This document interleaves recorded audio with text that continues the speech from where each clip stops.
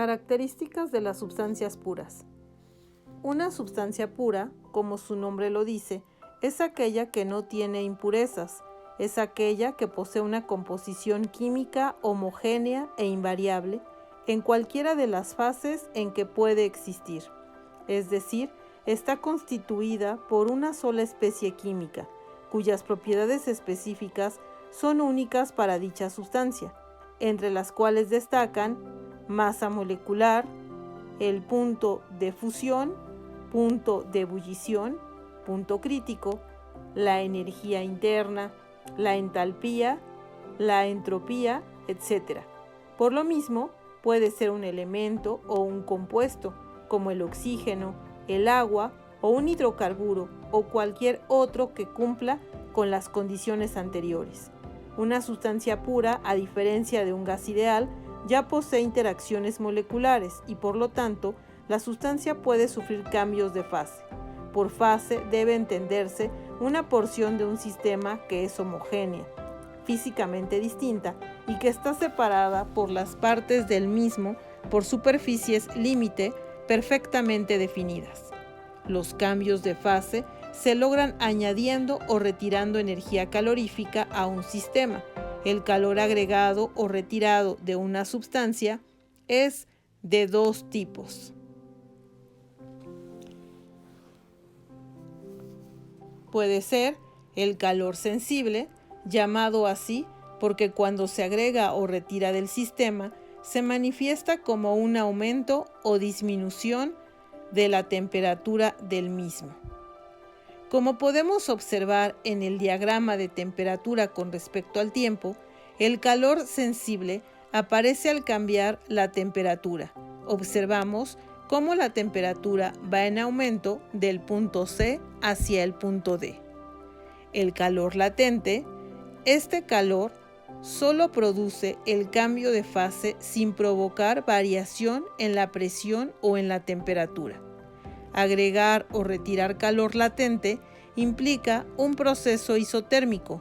Recordamos que es cuando la temperatura permanece constante, e isobárico cuando la presión es constante. Observamos en el diagrama que la temperatura permanece constante del punto B hacia el punto C. Descripción de los cambios de fase. Imagínese un proceso de calentamiento y enfriamiento de una sustancia pura, por ejemplo, agua. Para identificar la fase en la que se encuentra, hay que considerar los datos de presión y temperatura. En este caso, para nuestro ejemplo, la presión es constante, de 1 atmósfera. Dicho proceso aparece representado en la siguiente figura. Y observamos que tiene una flecha de izquierda a derecha que dice calentamiento y de derecha a izquierda indicando enfriamiento, por lo que se puede analizar en ambos sentidos el diagrama. Comienza en menos 10 grados centígrados hasta 200 grados centígrados y aparecen cada una de las fases, el tipo de calor que interviene, es decir, calor sensible al cambio de temperatura y calor latente al cambio de fase. Los puntos en el cambio de fase a lo largo de la figura.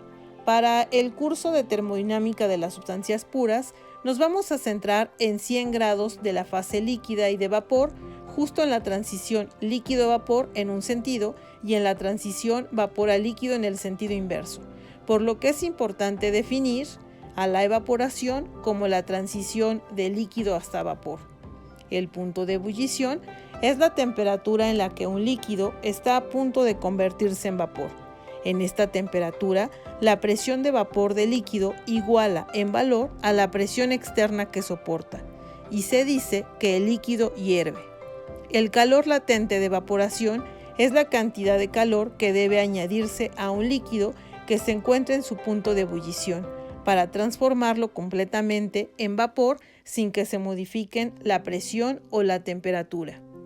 La condensación es la transición desde vapor hasta líquido. El punto de condensación es la temperatura en la que un vapor está a punto de convertirse en líquido para un valor de presión idéntico. Esta temperatura corresponde o es exactamente igual a la temperatura de ebullición. El calor latente de condensación es la cantidad de calor que debe retirarse de un vapor que está en su punto de condensación, para que se convierta totalmente en líquido, sin que ello produzca variación en la presión o en la temperatura. El valor del calor latente de condensación es igual al calor latente de evaporación, pero de signo contrario. Retomando el ejemplo anterior del agua con la presión constante de una atmósfera, si la sustancia rebasa el punto de ebullición y llega a 200 grados centígrados, se le llama vapor sobrecalentado. Y en fase líquida, pero antes de llegar al punto de ebullición, se le llama líquido comprimido. En el diagrama de temperatura contra volumen específico, se ven las regiones de líquido comprimido antes de la campana de saturación y la región de vapor sobrecalentado después de la campana de saturación. Las sustancias puras se diferencian de los gases ideales debido a que sus moléculas no son esféricas y todas ellas cuentan con una carga eléctrica interna que provoca efectos de atracción o de repulsión. Sus choques no son elásticos. Por lo mismo, los datos de presión, volumen y temperatura de una sustancia pura no pueden evaluarse utilizando la ecuación de los gases ideales. En su lugar, se usan las tablas termodinámicas que aprenderemos a manejar en el siguiente video. Gracias por su atención.